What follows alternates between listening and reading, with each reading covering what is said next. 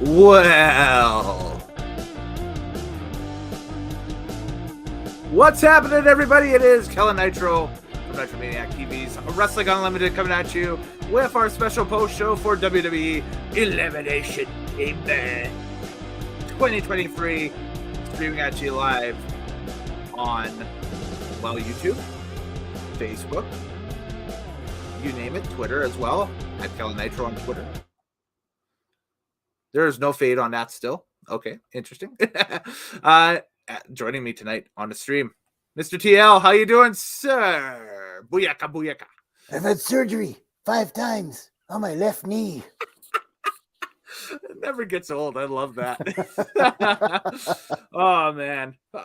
How can you not be in anything but a good mood after what you've seen tonight? This was, I'll go ahead and say it. I was nervous all day. This is the first pay-per-view in a long time that I was nervous going into, because I was like, man, there is a true sense of what the hell can happen tonight. And, you know, I was enthralled throughout the entire pay-per-view. That was just insane. Yeah, absolutely. I was so hyped for this one. I did watch a little bit of SmackDown from the night before, where Sami Zayn got to, I'd say address the crowd, but more the crowd addressing him for 5 minutes of that standing ovation. Yeah. And him just telling him that you're in my house. Well, he said it in French and he added a swear. But I mean, I was so hyped for this pay-per-view. Wow. Unbelievable. Yeah, WWE finally got the F-bomb over, and they finally figured out a way to drop F-bombs in their programming. Just do it in French. That's it. Although I'm not sure that's really an F-bomb, is it? Yeah, it is. Is it? Okay. Yes. I was told otherwise, but okay. Okay, well, all right. We got two different sets of not Anglo, but Francais friends. If that's a well, yeah. I mean, I have friends who are French Canadian. I have friends who are French African, and I have friends who are French. Yes. So, well, remember, yeah. They are different. They're French, but they're a different dialect of French. Like how there's different dialects of English as well, right? I was gonna add to that. They all hate each other. Yes. So, yeah. They've never met. That could be an interesting stream. There we go. You don't want that stream. Don't want that stream. I'm translating that shit. I'm telling you that right now. I'll tell you what. Let's bring it up now. Whoa, Undertaker. Below you is the Undertaker, filled with news and results from tonight's 2023 Elimination Chamber card from La Belle Center in La Belle Province, Montreal, Quebec, Canada. The date, of course, is February 18th, 2023. If you want to get interactive with us, please do so. You can get interactive in the comment boxes on both Facebook and YouTube and that stuff. And I've done something different for tonight, TL, as well. I know some people that were in Montreal tonight at the Bell Center at the show. The invite has been extended out to them. I'm not sure if they're going to get back to me in time during this stream or not, but we could hear from somebody who was actually in the building tonight at Bell Center.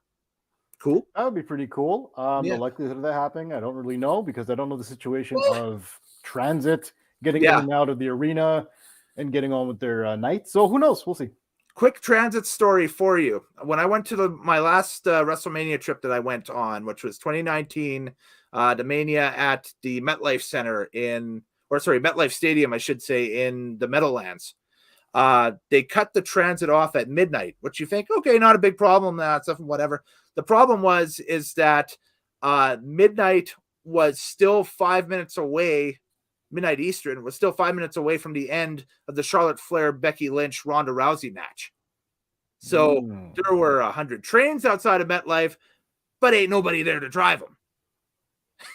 So they quickly rectified that, but that still put a lot of people delayed for about 5 or 6 hours. It was a huge story in the New York Daily News the next day and stuff like that. So anyway, that's my transit story on that. I was lucky. I was able just to jump on a train. It must have been one of the last trains that actually had somebody on it, and was able to do so.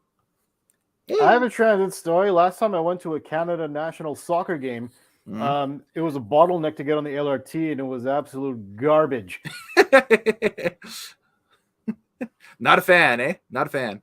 No, I'm a fan of the soccer team. Also a fan of the Italy soccer team. This is why I'm wearing the gear. No, I am not Italian. No, do I claim to ever be. I just love the international soccer team since 1994. Yeah, I said it. And you partake in the cooking. Love Italian food. Yes, there we go. So, all right. I'm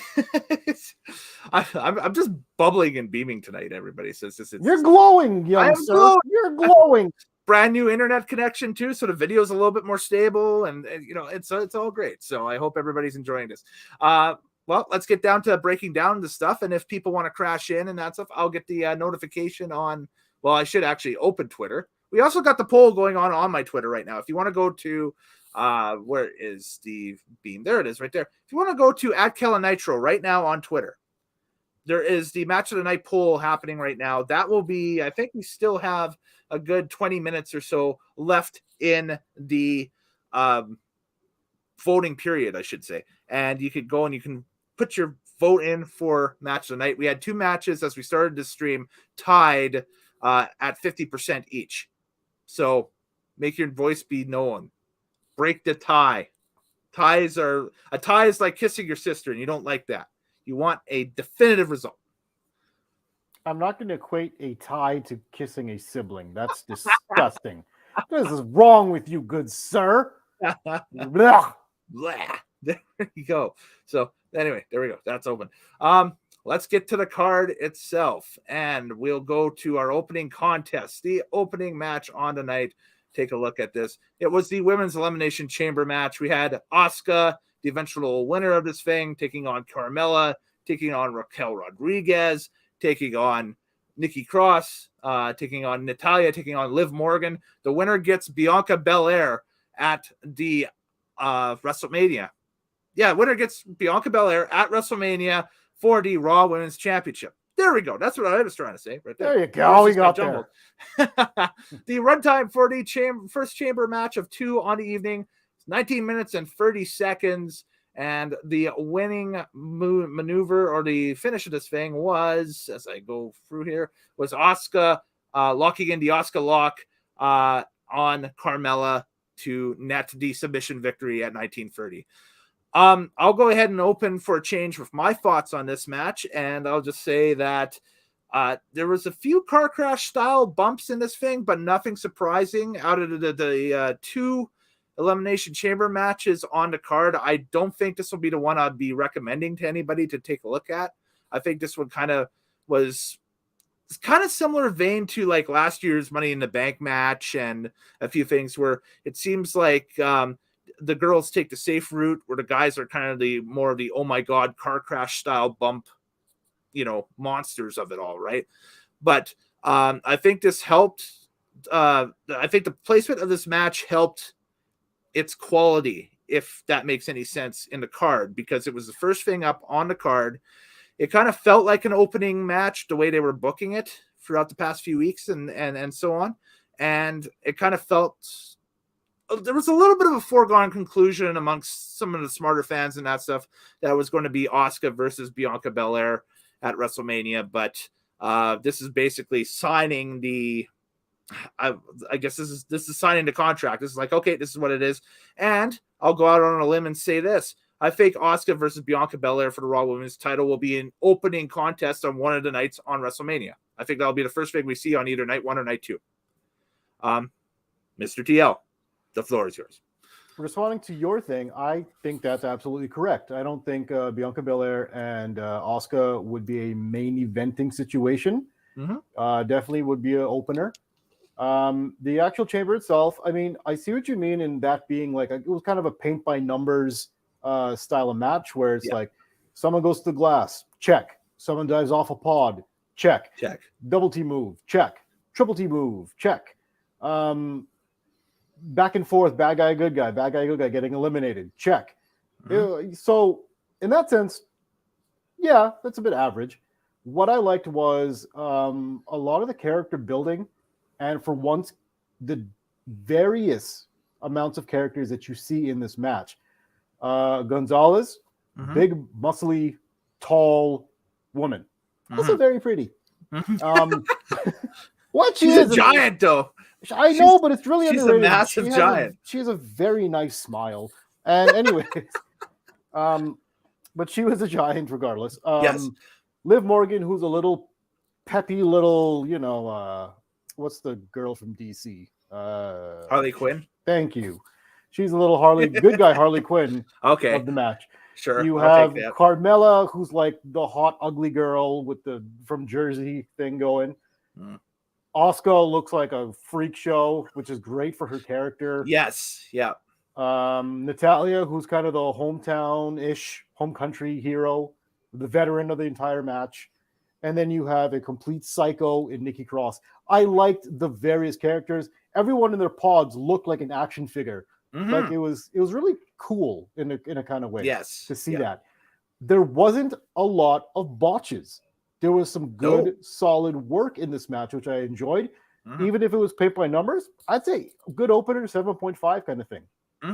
Yeah, no, and it benefited with its spot in the card. Like I said, I think that that it was designed to be the opening spectacle that you've seen on the card, and that's what we got, was an opening spectacle type match. And it presented the result that everybody expected, but maybe in a more slightly unexpected way, I guess, something like that. This is not too surprising, but well, I mean, the Asuka winning the chamber was the only thing that made sense, because nobody else against Belair would have been interesting whatsoever. Yeah, Nikki Cross would have been like, "What the hell is this?" Carmella would have been, "Oh my fucking god, what the hell is this?" That definitely would cement its place as an opener on either night one or night two if it was Carmella versus Bianca Belair. That would have been on the warm up thing. On the pre-show. The pre-show. Yeah. That would have been a pre-show match, for God's sakes. Yeah. Asuka was the only one that made sense. Natalia, she's in that period of her career. She's just going to put people over. She's in the Dolph Ziggler portion of her career. She's just going to put people over. Yeah. And who the hell does that leave me with? Liv. She's not good in the ring. She just isn't. Like, she's not very crisp with her connections. She works very, very soft. I don't like the space in between all the connections. Like, girl, would you tighten up and strike? I swear Asuka was trying to say it's like, fucking hit me. Like, stop giving me these weak little fluffy kicks. Just lay into it. Do something. But she won't do it. Hey, whatever. It is what it is. So that's it. We went to commercial, and then we came out of commercial and went into our second contest of the night, which was big meaty men slapping meat. It was Brock Lesnar, Bobby Lashley, the third in the trilogy. This fig went 4 minutes and 45 seconds, and a rather surprising, subdued, makes me think this isn't over type result here, with Lesnar getting DQ'd with the low blow as Lashley was putting a hurt lock on him. And then post-match, we got, Lesnar freaking out and throwing Lashley through the table and you name it. So I think, in my opinion, they're going to run it back at Mania between the two of them, maybe in some sort of stipulation match now. Now we're looking at either like potentially a steel cage, potentially a fight pit as well, like we saw with Matt Riddle and Seth Rollins. Don't forget, both these guys have MMA bases. So, a match in a fight pit with both these guys would probably be I would say, a little bit better than what we had previously experienced with Riddle versus whoever basically on roster. The only thing that could be the fly in the ointment was last night on SmackDown, Bray Wyatt basically walking out and saying, "Hey, I'm challenging Brock Lesnar or Bobby Lashley." So maybe that's the stipulation. Maybe it's a triple threat now at this point for Mania. But the finish left a lot for me to be desired, because I think that if you were going to do a blow off ultimate whatever with these guys, I had predicted it just being a double DQ. Just make it a no contest. It's a normal it's a normal match. Why do you have to award a decision either way in that scenario? Just have both guys overpower the ref, and then you've got it. It might blow in the face of what happens in the main event, obviously, but I mean that the decision with the low blow out of nowhere just kind of, the crowd kind of was like, for a second, I thought they were going to start chanting bullshit. And I think a few people did with a little bit of the reaction after that. But TL, what say you with that? It got the exact wrong reaction. I think they, at best, wanted them to be so invested that they chanted bullshit, but instead, it sucked the air right out of the building. You could hear, as Jim Cornette would say, you could hear a rat piss on cotton. Like, it was so quiet when that decision happened. Yes, they are going to run it back. They do. Oh, they absolutely do not need Bray Wyatt to do this. No, which is why mention it last night on SmackDown? That's the confusing thing. Yeah, I don't know where he fits into this whatsoever. I don't think he should fit into this.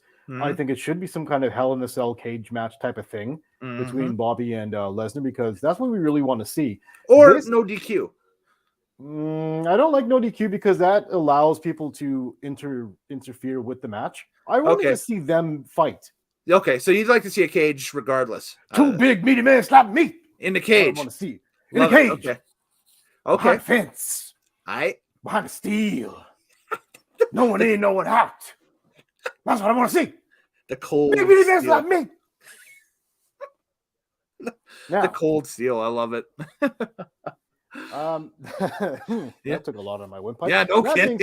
Okay, so this match, you're right. It was only 4 minutes. It was just everyone hit your finishers like a video game, and they did. It was spear, F5, spear, hurt locks.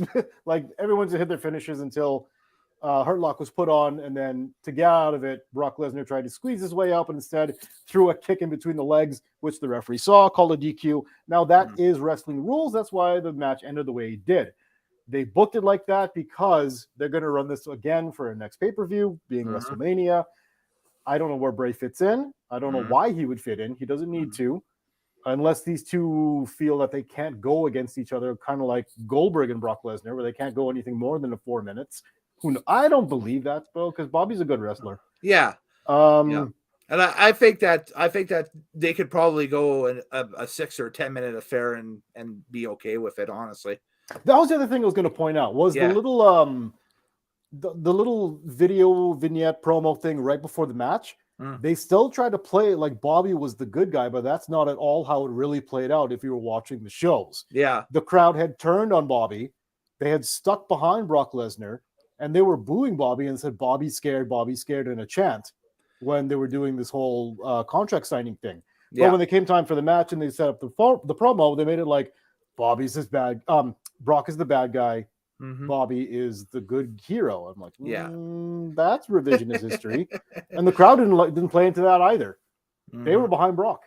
Yeah. And in a very funny way, this is 2 for 2 matches where you had Canadians, because Natalia was the home country hero in the first match. Brock was one for this one because he's a citizen of Saskatchewan. Yes. That's right. Indeed he was. That's the thing, is that Brock's one of us now. So it was good. He got the crowd reaction there tonight in Montreal, obviously because of A, he's Brock Lesnar, and B, he's Canadian. So, living represents in Canada. Represents Canada now. He represented Canada in the UFC in his last match against Mark Hunt, where he had a Canada flag behind him. I was like, what the hell? He certainly did. Fighting out of Saskatchewan now. I'm like, okay, shit. Yes, for sure. So hey, the thing is, discussed. Well, anyway, go for it. I was gonna say, overall, I still have an appetite to see them wrestle, and I liked what I saw for the 4 minutes until the low blow. Yeah. It's like, I like what I saw, though. I'm like, this could be a WrestleMania main event, but it's not going to turn out that way. It could be higher up on the card on one of the nights for WrestleMania, yes. But I'm speculating, like you're saying, it's going to be a blow off between the two of them in some sort of a cage thing, whether it's a steel cage or a gimmick match type thing. So it'll be I just don't want it to be anything with Bray Wyatt. I don't want him to touch this whatsoever. Yeah. But hey, I'm going to shoot on it right now. You know what? I don't like Bray Wyatt. I don't like him one bit. He hasn't proved that he can wrestle inside those ropes. All he's proved is that he needs gimmicks to make himself look exciting. Right. But he's not. He ruins it with all these stupid glow-in-the-dark project images onto the mat to make you go, ew, worms. All these effects and black lights and red lights and masks and fire and ink and bullshit. I hate the fucking guy. I don't care that he's back. He had a nice little entrance and everyone could put their little cell phones up and, ooh, fireflies and music. Shut the fuck up with that. Hate Bray Wyatt. Piece of shit. Never should have come back. He's in the wrong business because he can't wrestle. So you're forecasting just a cage then at Mania between. I don't know. Knowing the WWE, maybe they'll make him the special guest referee or some stupid shit. I don't know. Okay. Yeah. Like I said, I think Fight Pit would probably be interesting between the two of them. I think that you could probably do your sports entertainment stuff in there, but have Lashley and Lesnar do their MMA thing in there and, get a pretty decent contest out of them. So, if that's what it is, that's what it is. There has been speculation too, by the way, that one of the presenting sponsors this year at WrestleMania is Cinnamon Toast Crunch, the breakfast cereal. And so there's talk that there might be a Cinnamon Toast Crunch match. Again, don't shoot me, only the messenger. This is only what I've seen. So is that going to be for Bray Wyatt? I would like the Mountain Dew match. I would think that might be it. Yeah, I would think the Cinnamon Toast Crunch match. A Cinnamon Toast Crunch match. Yes. Where you have to throw your opponent into a bowl of cereal. Well, it's like Mimosa Mayhem, Mimosa Mayhem was the stupidest shit ever. Well, it wasn't even orange. Pitch It wasn't even Black match mimosa. was pretty bad too. The which one? The Pitch Black match was pretty bad too. Okay, but I want you to realize the Mimosa match, they flew into a vat of Tang. Yes. There was no bubbly involved. There was definitely no citrus involved. There was no citrus. It was a vat of Imagine Tang. going in a vat of citrus. Your eyes would be stinging. You'd be like going to a hospital. It'd be like getting pepper sprayed, man. Yeah. Yeah. Especially if you were like cut open, you're like, no, the citrus burns. Yeah. You would die. Yes, it would be bad. The point is, that was stupid, and I really hope there is no Cinnamon Toast Crunch match. If there is, the New Day would probably be involved. Yes. Yeah. Maybe it's New Day versus Bray Wyatt, and maybe that's what saves it. I don't know. Nothing can save Bray Wyatt. I hate that shit.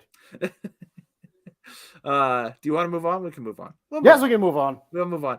Oh, did you see the first of the WrestleMania Goes Hollywood vignette? Yes, I did. Of what you see?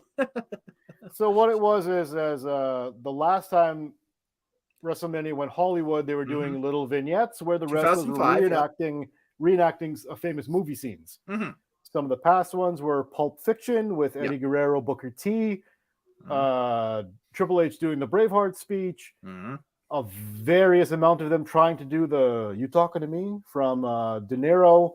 What movie is that? You talking to me? Taxi Driver, I think. Taxi Driver. There you go. So stuff like that. So this is the first one that I've seen, and it was a take on Joker, the new one, where Seth Rollins is dressed and painted like the Joker, and they even like shaped his theme song to sound like Rock and Roll Part 2. Yeah. And doing this dance down the stairs and everything. It was actually well done, and you look like a freak show by the end of it, just like how the Joker did. And it's like, not bad. And then Becky grabs him doing the Batman voice, and I laughed. I was like, holy shit, that's funny. That's really funny. It was good. She's all like, where are you going? I'm like, what is happening? Seth's like, why are you talking like that? Yeah, it's like, why are you talking like that? Because I'm the man. Instead of Batman. I'm like, and then the Bat Cave is the man cave now. Man cave. I had to laugh too. That was great. Yeah, and Seth's like, we have a man cave? Yes, we have a man cave. You hear faintly in the background. Yeah. I thought it was funny. I thought it was well done. Yes. I like Becky acting. I literally, earlier in the day, had just watched the newest episode of young Rock. How was that? I haven't seen that yet.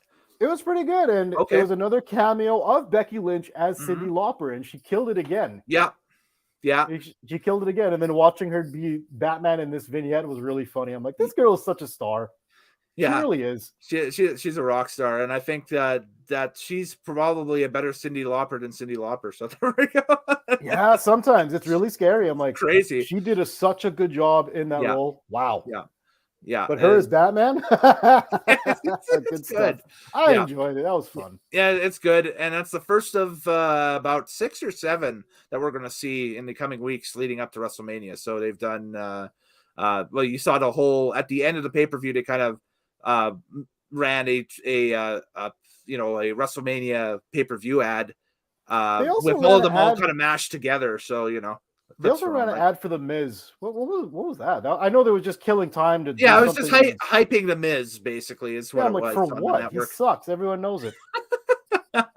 Well, WrestleMania goes Hollywood. He is supposedly the Hollywood A-lister. He's not from Hollywood. He's not in any actual movies. Yes, but his gimmick is a Hollywood A-lister. That's his gimmick. That's Yeah, but that's like a Santino gimmick. You know what I mean? Like it's an undercard gimmick. It's not a hey, I need to watch this because of him gimmick.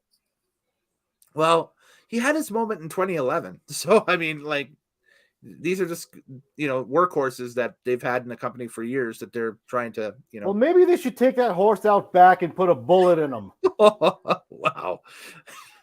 I'm not holding back. Moving on. Moving on. Mixed tag action next as the grit couple of Beth Phoenix and Edge took on Judgment Day. Yes, those pesky golf kids are at it again. It's Rhea Ripley and Finn Balor. Balor wearing some sort of weird Neolithic golf Squid Game gear to the ring. It was a blackened bike helmet. Yeah. It was all black with the face and had 4 little purple streaks across it. He kind of looked like Prince. Oh, because he's Prince Devitt. Okay, yes. He was just homage to the other Prince, the musical one. 13:50 to run time for this. And the finish was cool. Edge and Beth hit the shatter machine for the 1-2 free count. All right. We saw the Instagram post earlier in the week from Dax Hardwood. He was supposed to be promoting the Friends vodka or distilled spirit of some sort that's coming out on the market. And in the corner of it was the WWE logo on a piece of paper. What do you think? Is FTR coming back to WWE or? I don't know. I didn't know anything about that.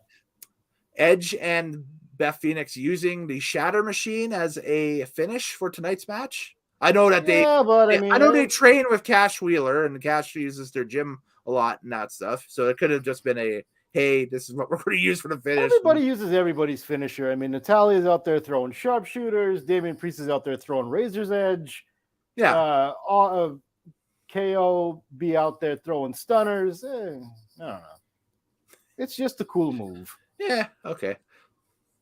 I'm not reading into it. So don't read into it, is what you're saying. Okay. I'm saying wait and see. I don't give a All I know is in this match, it was good. Mm-hmm. It was solid. They blew one spot, and again, it took the air out of the building. It was where Edge was pinned. Mm-hmm. Beth Phoenix was supposed to make the save. Yeah. And she missed the timing on it. So she had to roll her shoulder out, and then she pushed off Damian Priest. Yeah. But the count was already stopped because Edge had to put his shoulder up. Mm-hmm. And you could hear the wind, the air come out of the building for the second time that night. Yeah. Yeah. They messed that up. Yes. And they didn't even chant, "You fucked up." They were just like really disappointed in that moment. Some cool spots here and there. Nothing we haven't seen before, except for the ending, like you talked about. Yeah. Other than that, I mean, solid wrestling. Great to see Edge. Great pop. Another Canadian. Yes. Yeah, we were Canada heavy tonight. That was the big takeaway I forgot. Dominic. Yeah, I see.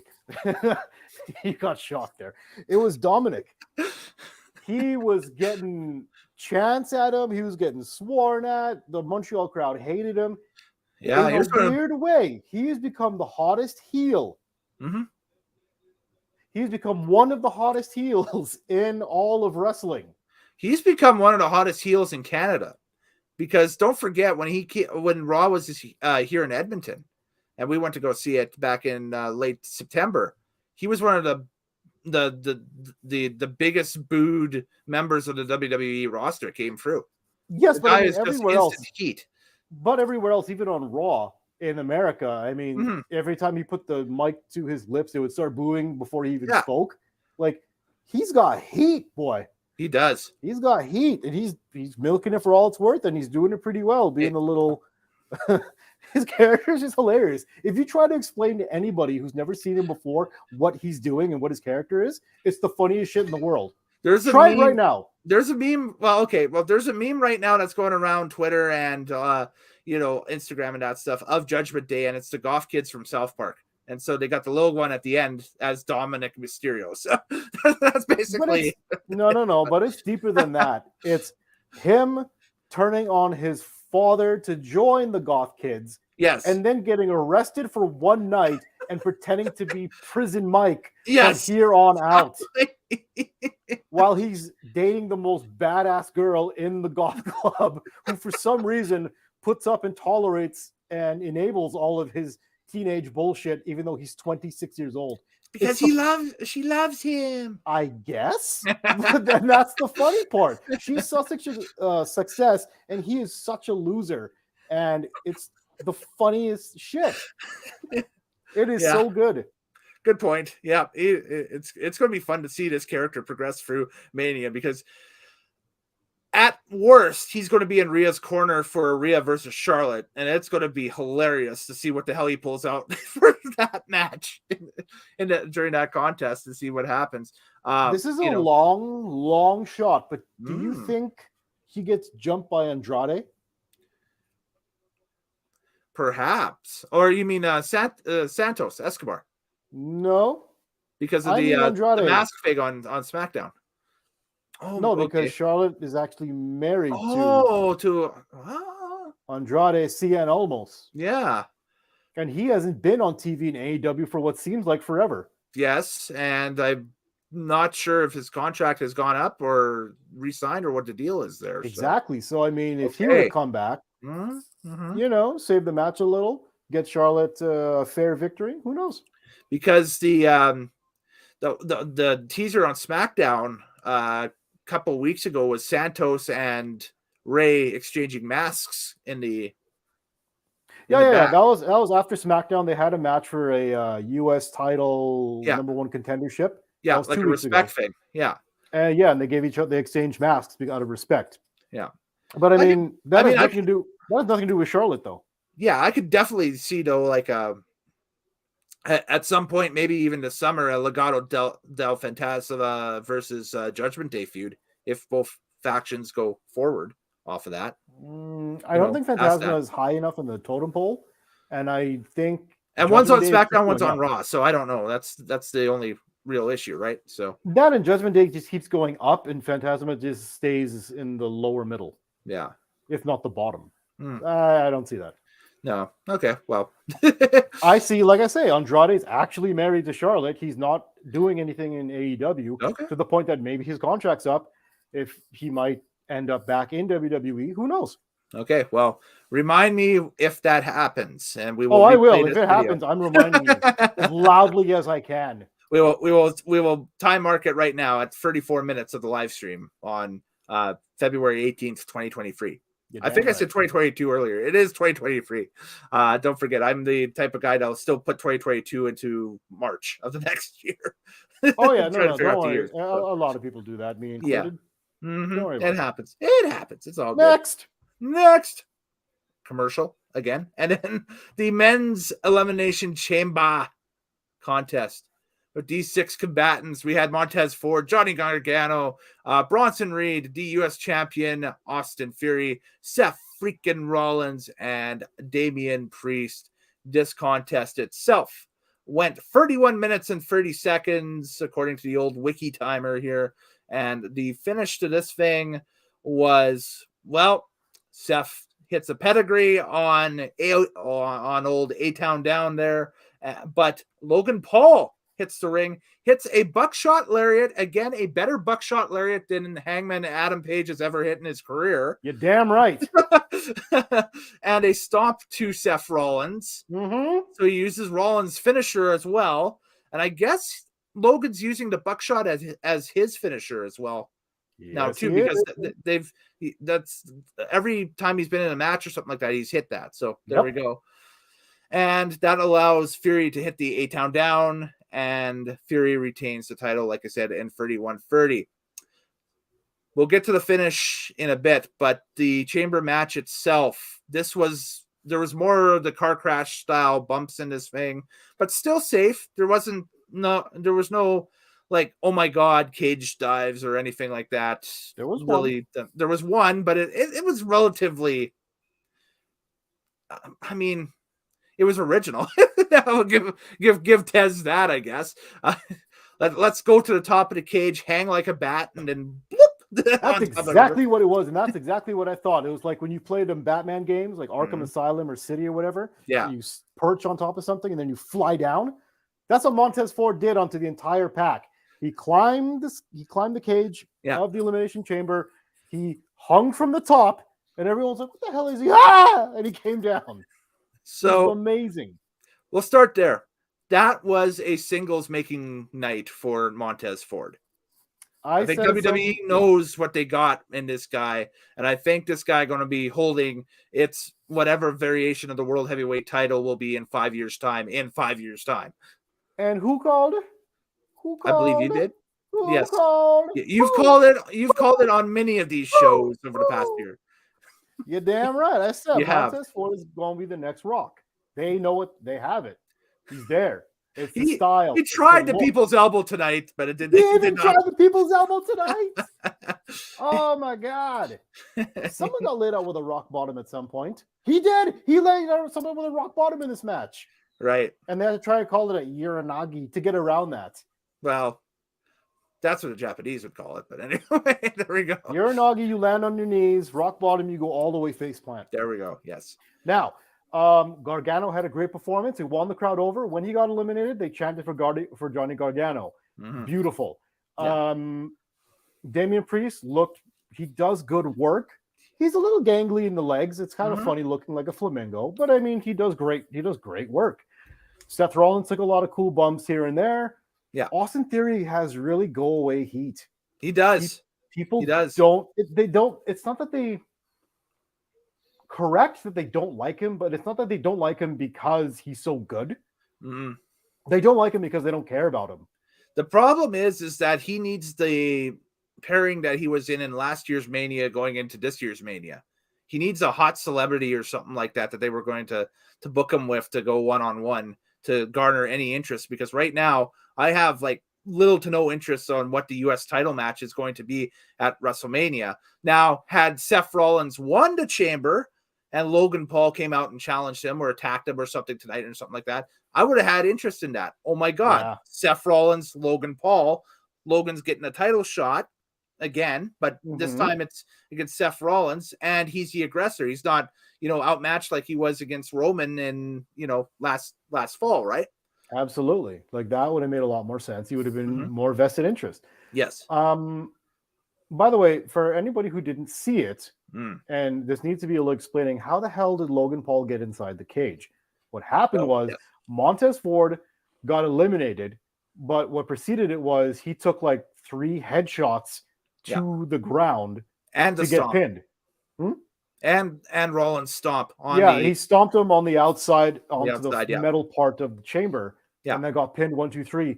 He played that so well. He had me convinced he was in trouble. Yeah. Like it was like, oh my God, this guy's concussed. He even had the glazed over eyes as if he really was out of it. Yeah, and he was doing the palsy thing with the hands and stuff like that too. And he played it so well. And then as they're carrying him out of the cage, and the crowd's actually giving him like the good. Yeah, he stumbled coming out of the cage. He stumbled coming out of the cage down the first step. He fell, and the crowd was like, "Oh shit, he's really hurt." Yeah, he played it perfectly.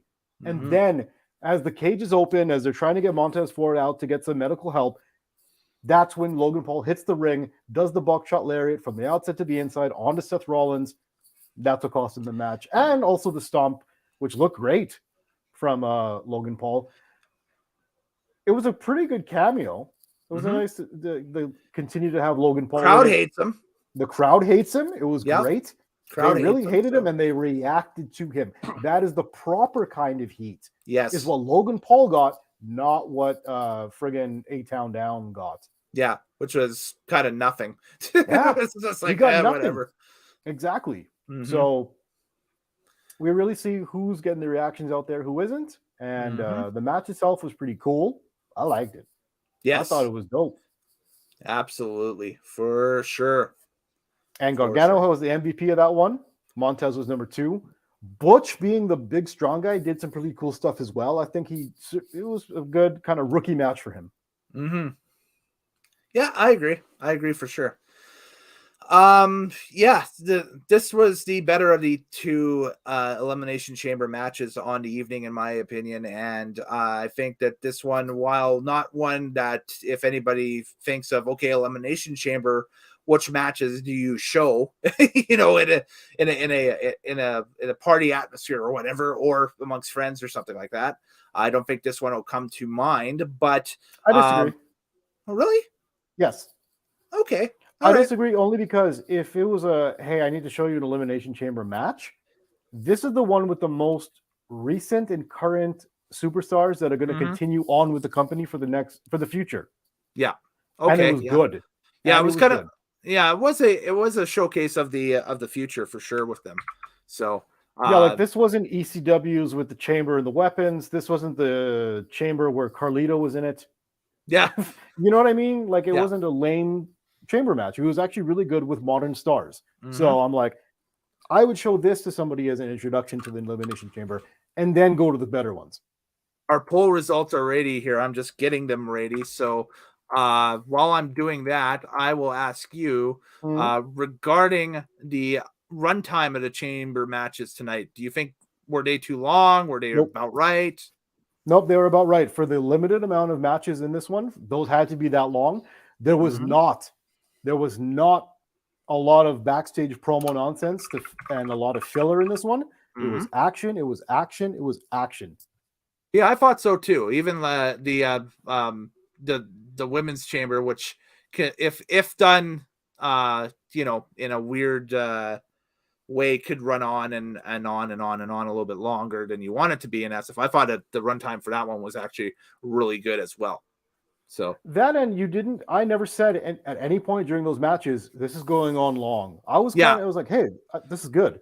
Yeah. The pacing was good tonight with everything. Yes, for sure. So there we go. All right. And we have that ready to go too later. So, hey, right on. So let's move on to, let's face it. It was the selling point of the evening. Yep. The main event, WWE Undisputed World Heavyweight title on the line. Sami Zayn, the challenger, versus Roman Reigns, the champion. Reigns retains the title. Runtime 32 minutes and 20 seconds. This was quality. This will be in the WWE Match of the Year discussion by the end of the year, I think. They'll probably make the short list of 5 or whatever. Whether it wins it or not, who knows, but whatever. And it may make the mainstream Match of the Year discussion, even though really up to this point in 2023 where people consider like in the past years and that stuff, people would have considered, maybe a handful of matches, let's call them what it is, what the kids call it, absolute bangers, for the end of the year polls or whatever like that. To me, there's really only been maybe 1 or 2 that have maybe even warranted a discussion. And this match tonight will probably go up there with those 2 and surpass them, in my opinion. I think that this was another great chapter of the Bloodline story being told. I think that this was just the crowd made the match too. The crowd was the third man in there. Sami put on a hell of a performance. Roman put on a hell of a performance. It was a hell of a match. The run-ins were, not plentiful, but they made sense. If that makes sense. You're disagreeing. I am disagreeing. Okay. Go ahead. I thought you were going to go ahead. I was like, go ahead, do your thing. I'll do all my stuff. Okay, after. sure, right, whatever. But yeah, would I have done things differently with this match? Sure, I think anybody you ask would, just because they people pick apart things now and they say, oh, okay, that's not quite right, and what, But I think that the live crowd, and I think that the match itself was good. I think though going forward, it kind of maybe it kind of throws a cloud out there now where it's like, okay, Roman's got this now big match with Cody at Mania.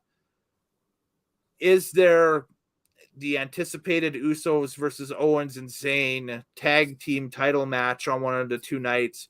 Or is there now going to be, okay, Bloodline versus Owens and Zayn and maybe a 3-on-2 or something like that on one of the nights or something like that leading up to? Like it throws there's a lot of dark clouds in around that where, and it's totally WWE if something's predicted or forecasted by a lot of the fans and that stuff, and it looks like it's trending well on the social medias and that stuff and everything, they'll take a look at it and they'll be like, okay, well, that's trending good in that direction, but we need to spice it up with some surprises and that stuff. And so I'm afraid that they may have put too many surprises in this and it didn't live up to the hype because of it. So okay, yeah, I got you. So I'm not scalding hot on it. I'm more hot to lukewarm. I think the match will be in the match of the year discussion for sure at the end of the year. I just, am. You mean this match here? Yes. Okay. My thoughts on this match. So Roman came out first, and he came out to unanimous boos. It was not mixed. There was no pocket of Roman fans. People did not do the acknowledge finger. No, nothing. There might have been one guy in the 4th row or something like that. Just no. He was holding up his phone. Ah, okay. Literally, he got booed like Cena got booed in Chicago at Money in the Bank against CM Punk. Yeah, it was Roman almost got booed unanimously, loudly. Same vibes I got there, and I had put up the question out there today on Twitter and that stuff. Is this going to be ECW One Night Stand 06 vibes with Cena, or is this going to be like 2011 Money in the Bank vibes with Cena as well, which were kind of the same thing, just one was in a smaller venue than the other. Yeah, right? The bigger arena made it way more impactful. That's right. Yeah. Man, as soon as Sami Zayn's music hit and the crowd lost their mind, just pop. I had goosebumps. I know. I was nervous about this one all day. No, but like when I heard that, first of all, I got to throw it out there. Sami Zayn got his original theme song back. Yeah. And I love that song. It's just so happy. It makes me feel good inside. There's something about that song. And as soon as I heard that queued up and the crowd lost their mind and he came out there, and as soon as he said, let's go. Yeah. And fist pump. I had goosebumps. I felt like I was 12 years old again watching like Bret Hart. I thought I was back in my 20s watching CM Punk in Chicago. Mm-hmm. It was for once I wasn't critiquing wrestling and watching it as like a producer. Mm-hmm. You know what I mean? I was a fan. For that moment there, I got to be a fan again of wrestling. Everything that I loved about it, everything that drew me in as a kid was in that moment there. When they're standing in the ring, when they're getting announced by, what's her name? Samantha something? Samantha Irvin right now. Oh, amazing ring announcer, by the way. She's great, yeah. She's fantastic. She's done the last 2 War Games in NXT, and she's as good as the original War Games announcer, who was a fellow by the name of Dr. Tom Miller, who was the Crockett ring announcer back in the 80s. I'd put her right up next with Dr. Tom when it comes to the big spectacle type ring announcing it as of now. Nobody can match the Fink, but there we go. So but they're 2 and 3. She might be the modern day because of the flavor she puts on it and the clarity and the sound and the intensity. She got it. It added so much to this match. And the crowd, they just ate it up. Everything that they did in this match, the crowd ate it up. From the initial tie-up into a headlock, the crowd was into it. This match didn't need extras. It didn't need flips, car crashes. It didn't need extra weapons. It didn't need that stuff. The crowd was invested thoroughly. Now, some of those things did come along later in the match. Were they needed? Maybe. I don't think so. But I mean, man, you really believed Sami Zayn was going to do it. You thought he, for once, was going to, like, this whole chapter of the bloodline with him was going to be finished. It was going to be conquered, if you will, by Sami Zayn. He really proved tonight, I hope he did, to prove to a lot of people that he is main event. Yeah, he'll be in the main event scene, definitely. Yeah. Like, main event Sami Zayn, man. Yeah. To the point, I was thinking to myself, I'm like, yo, they really could run Cody Rhodes versus Sami Zayn, and I would be thoroughly happy with that main event. And you know what? That might be something that they've banked, and they're like, okay, well, we got typically this dead period in our product from, say, May on to about SummerSlam. That could be, you know, hypothetically, if, you know, Cody walks out with the belt at the end of Mania and Roman takes the time off, which is rumored as well, too, that he's looking at taking. That could be a main event for, let's say, like a Money in a Bank or a Payback or something like that, like definitely a B pay-per-view show going forward, right? So for me, for future booking, I would have done it where Roman Reigns would have lost tonight. He would have disappeared. He would have come back for SummerSlam for all the time off that he wanted. Yeah. And then in the meantime, Cody and Sami run their program. Yeah. That being said, I understand Roman Reigns would not want to miss out on a WrestleMania paycheck. Yes. So that's right. And I think the planning with Roman anyway was he is looking at time off after Mania as it is. So, that's the big thing, right? So it's going to be very interesting going forward to see what happens after Mania. But so in this match itself, the referee goes down. Jimmy comes in, interrupts the match a bit. Sami goes down, but he kicks out when the new referee comes in. Yeah. And then who else interfered? Something else happened. Well, you had Jimmy come in, and then Jimmy came in. He did his thing. He brought in a new referee. He put Roman on top, but Sami kicked out. Yes. Then I think Paul came in with a chair. He tried to do something. It didn't work. Yeah. Oh, and then Jay came out. Yeah. Roman wanted Jay to hit Sami with the chair. But Jay couldn't do it. I got it right here. Jey Uso hits the ring, confronts Roman with the chair. Roman hands him the chair. There's a standoff between Roman and Jay. Roman moves the last second as Sami tries to spear him, but Jay gets wiped out. You see, he missed a little something there. What happened was Jay had the chair that Roman had gave him, and he said, prove you're part of the bloodline still. Yes. And he wouldn't do it. And so Roman yanked the chair back from him, and he started mushing him in the face. Yeah. And disrespecting Jay, and he's mushing him in the face. He's like, what the fuck's wrong with you? Yeah. What's wrong with you? And Jay had a look in his face like he was about to snap. Yeah. And then all of a sudden, here comes Sami with a spear. Roman gets out of the way. Yeah. Jay takes the spear. Yeah. Roman starts laying the chair into Sami, and he gets the 3. Yeah. Then, as it looks like, so Jay's gone. We don't see him again. No. Jimmy comes back, and they start beating up on Sami. And then Kevin Owens comes out, throws some stunners, saves Sami's ass. Sami's left as the one standing for the night with the ovation from the crowd. That's how it ended. Yeah. With Sami looking at KO like, okay. And then KO looking back at him like, okay. Okay. Yeah. Got it. You know what? I kind of would have liked to have seen KO and Sami handshake or hug it out or something. That would have Something blown big. the roof off the building. Yeah. But Yeah. I think the fact that they were just staring at each other, kind of acknowledging like, okay, But they were staying from a distance, and they kept Yeah. creating more and more space between Sami in the ring and KO going up the stage slowly. I kind of would have liked it better if they reconciled. Yeah, and I hate when they save moments like that for a ratings grab. And that looks like that's what they're going to do, is save it for a ratings grab going into Mania. What would be proper now at this point is you don't have that moment until Mania, but what are you booking? That's the thing. Yeah. Is, is it Sami 2-on-1 versus the Usos or something, or is it Sami versus Jimmy versus Jay in a triangle match or something, or what's the deal, right? And it's at that point it's like, okay, well, honestly, we could have that on SmackDown like the night before. Yeah.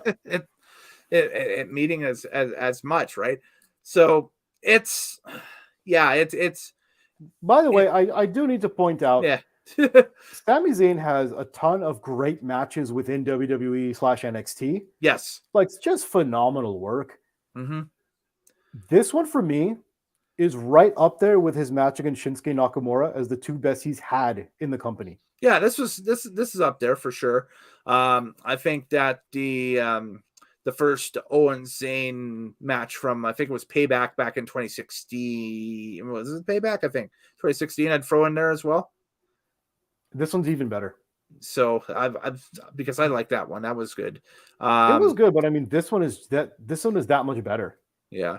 For what it meant, for it being in Montreal, for the crowd reaction, for the fact that it drew me in as a fan and not as a critique that's about to go on a podcast and talk about it, like what we're doing. Yeah, it had the magic again. Yes, this match had that magic again. Yeah, and that's what I loved about it.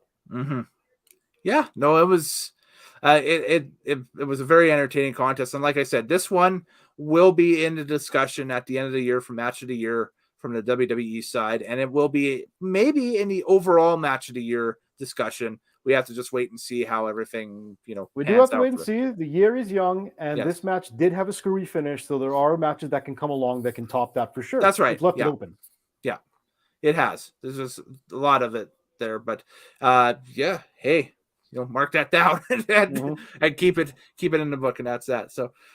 And that's it. We go to dark, and then we came on and we started talking to you. So that's basically what we've got coming into live right now. Yes. We are all caught up now. We are. Yes. Is it ratings time? You know what? Yeah, let's do ratings time, but I'm going to change it up here a little bit. I'll do the poll first, and then we'll give our ratings. Sure. So, as you saw me furiously typing and editing while we were discussing the men's chamber here, the poll is ready on Twitter.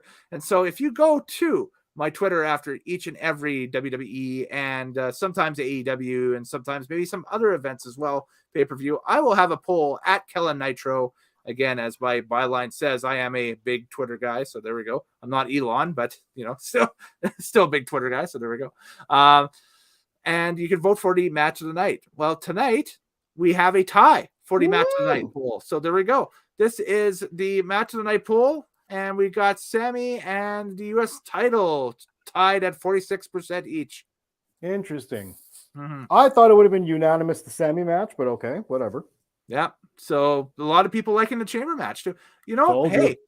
I told you, man. There we go. Hey, the Twitter peeps have proved me wrong again. That's pretty easy, but I told you. I thought it was going to be a very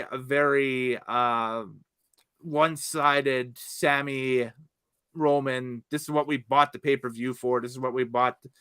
This is what we're investing our time on a Saturday night for a premium live event for. Response to that. So I was anticipating maybe like a 60 or 70% for the match of the night poll, but we got what we got. So hey, there we go. Kudos, guys. Everybody thinking outside the box. I want to point out one last thing late here. Yeah. Can we give it up for Roman Reigns, who did a phenomenal job in that match? The facials, the acting, the out loud speaking, the selling. He's got the offense, working the crowd, taking in. He took for about 20 straight minutes, "Fuck you, Roman" chants as loud as possible. Yep. And he just used it. He took it in and he used it perfectly. Yeah. All the little things he does, like when he's slapping Sami in the face when they're on both knees and he's rising up, and he's like, "You're a piece of shit," slapping in the face. "You're a piece of shit," slapping him in the face. I'm like, and then Sami gets his comeback and fires up and the crowd goes nuts. These little details are the difference between a whatever match and a match of the year kind of stuff that you want to tell people about. That's right. Roman has it, man. He really, I know God Mode or whatever is just like a nice little storyline thing. It's a nice little motto, a nice little catchphrase, but yo, the real guy, Joe behind the mask, he is real Joe. There. Yeah. Yes. He's really there. He's that guy. Mm-hmm. Unreal. Like, he's hit a level that's way surpassed whatever Cena has done in his career. I'm serious. Well, he took the step that Cena was always hesitant to. He turned heel. He did. Exactly. So now it's time for the ratings. What are you giving this show out of 10? This is going to surprise you. Oh, this is going to surprise you. Okay. I'm giving this pay-per-view, this live event, whatever you want to call it, premiere event. This is a 9.0. What? Wow. I'll tell you. Wow. Yeah. This is a 9.0. First, I'll tell you where it lost the full 10, and then I'll tell you why it gets the 9. Okay, yeah. I want to see, because nothing in this universe is perfect. We've figured this out, except maybe Kurt Hennig. But anyway, whatever, because he was Mr. Perfect. But hey, he is perfect. Now, we'll talk more about that next weekend. There's a teaser for what we're going to talk about later on. But anyway, damn right. Here's where the 0.5 were missed. Yeah, the 0.5 was for the Brock and Bobby match. Yes. If that match had gone through and was like an actual conclusion to their story, that would have been a 9.5. Mm-hmm. Or the other 9.5 would have been had Sami won tonight. Or had they done the ending properly. Mm-hmm. Because for KO to come out after the match didn't make any sense. It's like, okay, I guess you didn't make the save. Mm-hmm. Sami lost the match. You just saved him from an extra ass whooping, which is already pointless because the match is over. Mm-hmm. Nice pop for the crowd and everything, but I mean, bad timing. That's right. So if the ending was done not the way I wanted, but it had been done in a satisfactory manner, that would have been a 0.5. Yes. So this event for me had a chance to being a perfect 10. Todd Dillinger. That's you know what I'm saying? Did you ever think like a year ago that you'd be talking about a WWE card being close to a perfect 10 in 2023? No, you have a compilation of my freakout saying that wrestling had died because Damian Priest and The Miz had a zombie match back in the Thunderdome. So no, I absolutely do not think even a few months ago that I would have called any event from WWE a 9 out of 10. Yeah. But this is a 9 out of 10. All right. It gave me the feels. Mm-hmm. It reignited my love of the magic that is professional wrestling. Mm-hmm. I want to show people this. The women's chamber and the men's chamber. Mm. Because I want them to see it's like the women can work clean. Yes. It wasn't a botch fest. I was proud of them by the end of this. Every single one of them was a completely different character that you could zoom in and be like, you're interesting for a completely different reason. Mm. The crowd was amazing. The buildup was incredible. The matches throughout the night were great. Mm-hmm. Even the Bobby and Brock had their moments for that 4 minutes until they screwed up the ending. Yes. The passion that was put in to the main event, that whole setup, having Ariel Helwani there, the greatest MMA reporter alive. I was going to ask, did you catch the video that he did and put out on social media prior to talking about the history of Montreal? Yes, I saw the vignette that he narrated. Mm-hmm. I saw him on SmackDown the night before when he was in the crowd. And I saw him tonight when he was standing next to GSP, George St. Pierre, UFC Hall of Famer, and him, GSP going, "Let's go, Sami." You got the shirt on. Exactly. The GOAT. The GOAT. Absolutely. The GOAT. Or everything about this was pro wrestling magic. Yeah. And this is the one I want to show people. It's like, I haven't watched wrestling in a while. Let me show you the men's chamber to show you who the new faces are and what they're capable of, because it's good. Let me show you what these women are capable of. And check this out. No 4 horsewomen whatsoever. No. Yeah, no Becky, no Bailey. No Control Alt Delete, whatever the hell their name was. Yeah, 12. The amount of guys that were not on this show.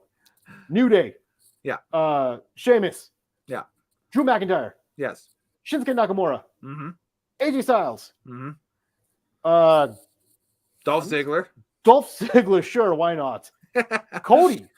Yeah. Not even on the show. Yeah, and that's your Rumble winner. And usually the February pay-per-view has something involving the Rumble winner. I think we have to... Sorry, yeah, but no Bray Wyatt. Yeah, no Bray Wyatt. Yeah. No, I'm trying to think back.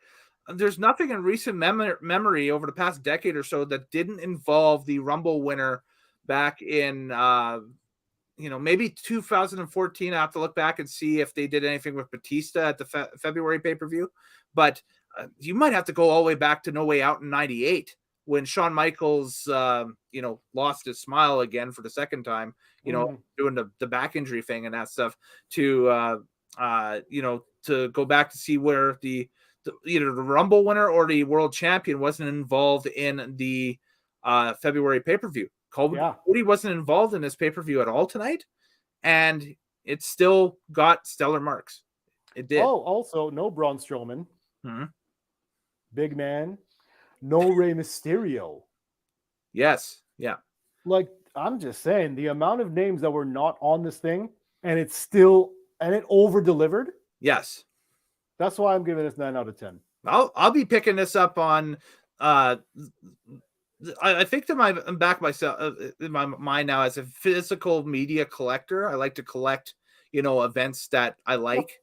Me too. I'll probably pick this one up on DVD when it pops out. If they sell DVDs at that time too, which is still up in the air whether they're still going to continue selling DVDs of premium live events or not, right? But check your local Walmart or Target. Yeah, exactly right. Or your Sunrise Records up here, I find has a lot of them, which is great too. Oh, that's good. I'm going to be slightly more down than you on the score, which might be a first time ever as well. Absolutely. I'm going 8.5 out of 10. Only by a 0.5. Yes. Only because the women's chamber to me was meh. And the schmoz at the end with the bloodline and the run-ins and stuff, I've discussed that was kind of, I'm still trying I'll definitely rewatch it. Obviously, it's definitely a card that I'll rewatch, and for sure, and maybe on a second or third watch through, I'll figure it out a little bit more and that stuff, and be like, oh, okay, I see what they're doing there and that stuff. But upon first impressions, I'm like, okay, well, it's an excellent pay-per-view, not quite all-timer, but it has a match of the year candidate on it, so ergo 8.5 out of 10. And also, like I said, removing the Brock and Bobby thing, which they're setting up for the future, removing that, is there a bad match on here? No. And the women's match, I know you said it was meh. However, how many botches are on this thing? Not very many. If any. If any, exactly. If any. Yeah. They were smooth tonight. It was a clean women's chamber match with 6 people, none of whom are the 4 horsewomen. That to me is impressive. Now, production botches with the camera cuts, you're always going to get those on a live show because they botched a couple times with that too. I'm thinking back to the Edge chasing off Dom the first time and the wrong camera catching him running Dom off to the back, and so all you see is just Edge running during one point in that match. That's it. It was just kind of funny, but there we go. So, I thought you were talking about in the women's match. They just got a lot of no. I'm talking about the mixed tag. There was a production botch there. I'm saying. Yeah, the cameraman. They caught a lot. That wacky Kevin Dunn. What are you gonna do? So, but yeah, and also, hey, the past couple of premium live events, Rumble and Elimination Chamber, the camera like the production and the camera, like the cuts between stuff and everything have been a little bit more fewer, a little bit more farther between, and it's not as chaotic, I find, as it has been in past years and everything. So it did not get in the way. It didn't get in the way. Oh, by the way, I just thought of something. Okay. Women's stuff. How are we talking about no 4 horsewomen and still had a great match? Also, no big spectacle other than no Ronda Rousey. Yes. They had her on Friday night on SmackDown in a tag match with Shayna Baszler taking on two. What was it? It was two of the women. It was Shotzi and Natalia. She was on one of the little vignettes in between the matches tonight. Though. Yeah, just to keep her character fresh. Yeah, exactly. So I mean, in that sense, we're reminded of her. We're reminded of her. Yeah, but still, I mean, and also no Bianca Belair. No appearance. The Raw Women's Champion wasn't even on the show. Yeah, no champions, no 4 horsewomen, no main attractions. Just these 6 women brought it down. Yeah. And 2 title matches. One was in a chamber, and then one was the match that you basically sold this pay-per-view on. So, simple. Kind of felt like an NXT takeover. I wonder why. Yeah. Very, very suspicious. Yes. All right. We have a big show coming at you next week as we go. Well. No more BS. This is pre-BS. We're gonna go back. We're going back in time again with another classic Nitro stake. We're going to August 31st of 1992. Classic Nitro Stake Live will be taking a look at the 1992 SummerSlam from Wembley Stadium in London, England. That's next Sunday. We have a tentative start time right now of 7:30 p.m. Mountain right here on Nitro Maniac TV's Wrestling Unlimited. Mr. TL will be back in the chat and on the show chatting with us, going over his idea. And we will be welcoming back our friend, the Big Mang, Craig Fraser, going to be joining us again. Craig Fraser. The Big Mang. The Big Mang. So we got the Big Mang with Craig Fraser. We got the Chocolate Mang with and you got the Nitro Mang. We got the Big Mang. We got the bigger man. We got the littler man. All the man's gonna be here. The sexy chocolate man. Sexy chocolate. There. I don't know why. I still can't believe it just did that Big Show thing. Where the hell did that come from? I don't know. Yeesh. It was good though. It was good. Well done, sir. Thank you. Anyways. Thank you. Yes, and it is promo and plug time at the end. So your Twitter at TM Loughton. You always want to smoke. Follow him. Do your deal. I always want to smoke, baby. And I hate Bray Wyatt. And we'll tell the Undertaker to rest in peace right now. And you can follow me on Twitter at Kellen Nitro. Like I said, after each premium live event, we'll have a match of the night poll up and running, and you can check it out for your perusal and get your say in. And who knows, maybe we might use your comments or your questions or whatever here. We had none tonight because I don't think there was very many tonight, because I think everybody left the show somewhat satisfied and or happy. So, or a little down.